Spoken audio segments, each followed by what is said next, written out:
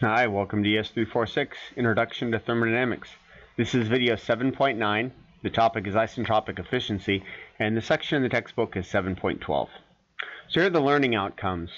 At the end, you'll understand how to define isentropic efficiency of a steady flow device. You'll be able to formulate an equation to quantify that isentropic efficiency, and you'll be able to solve for the isentropic efficiency of a steam turbine.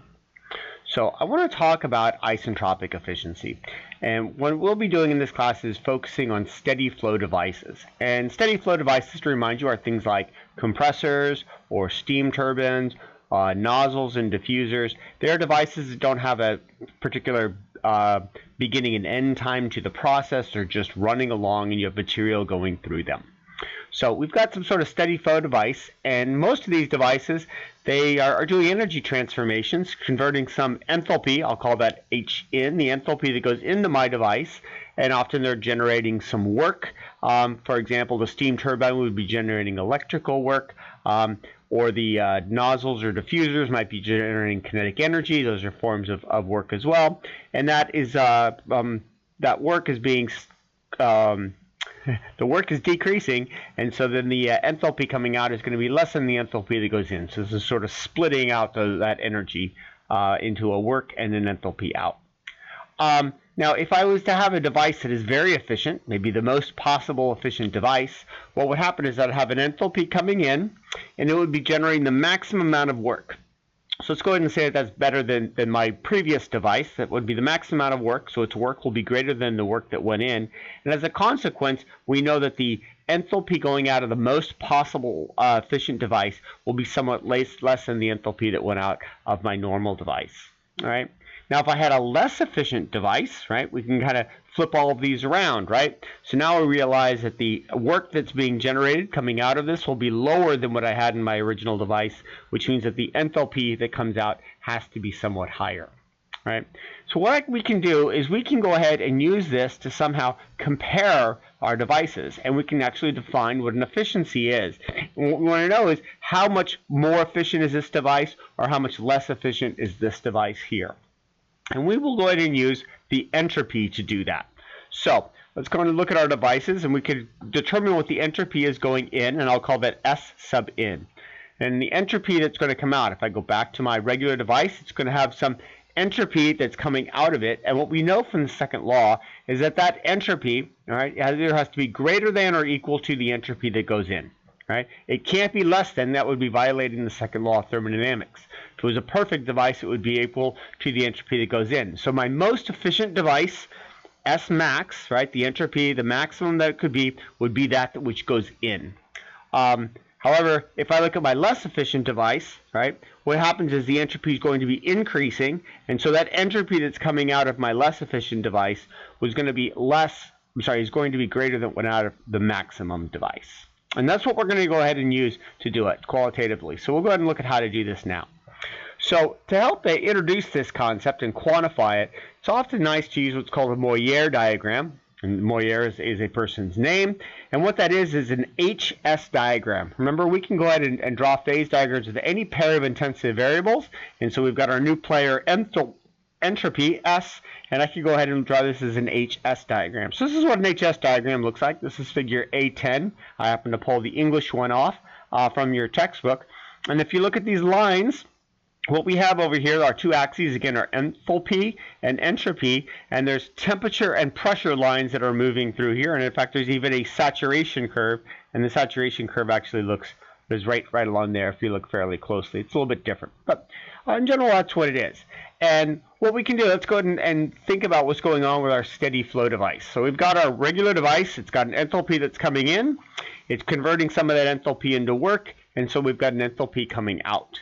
And so maybe this is, let's think about a steam turbine, and say it's got an inlet conditions of 1,000 psia and 1,000 degrees Fahrenheit, right? So what I would do is I'd go to my Moyer diagram, and I would find out where my 1,000 psia line and 1,000 degree Fahrenheit lines intersect, and I could find out what my enthalpy is. So over here, this up here is my 1,000 degrees Fahrenheit, and over here is 1,000 degrees psia. So right there would be my inlet condition, right? So I can go ahead and know it.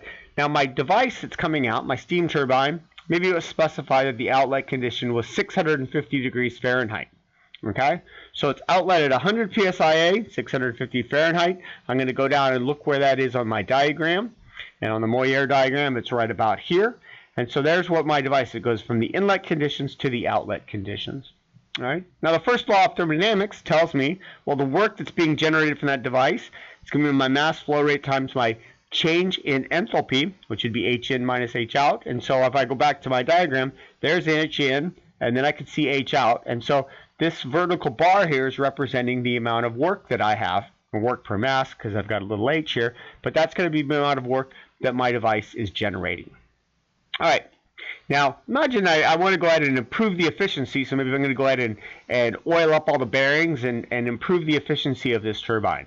Well, what that means is that if I did that, right, maybe that outlet temperature is no longer going to be 650. What I'm going to actually do is have something that's going to be a little bit lower because there's less friction going on. It's going to be some lower temperature. So maybe after lubricating everything, now my outlet temperature is 375 degrees Fahrenheit. Okay? What that means now is I've got my inlet conditions. This is the same as I had before, but now I'm going to go ahead and look for the 375 degrees Fahrenheit line intersecting my 100 psia line. So here's the 100 psia line. So I'm here, right? So those are my outlet conditions. Originally it was here. Now it's actually dropping down to that lower temperature. So now the actual work that's being generated, because I got the same first law equation, is actually this vertical bar, and it's much, much larger. That goes ahead and gives me a metric to determine how efficient it was, because here's my original device.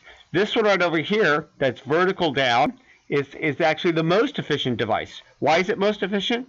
Because the entropy is constant. I'm going vertical on that line. So as I go ahead and lubricate and make a better device, this arrow is going to swing down until it's vertical. Now it will never go to the left because you can't decrease the entropy. You can't destroy entropy. Second law says it. So a vertical line is the most efficient device. That gives me a metric to go ahead and determine the efficiency. The work that my device is generating over the maximum work, which is the change in enthalpy that I've got from my normal device over, and we'll go ahead and use a subscript S to mean that isentropic case. That's what the textbook uses. This would be my outlet enthalpy of the perfect device, right? So that would be the value going back to my diagram right here. So that right there would be H sub S. This value up at the top would be H sub 1, and this one right over here would be H sub 2, right? So I'm going to go ahead and get a metric.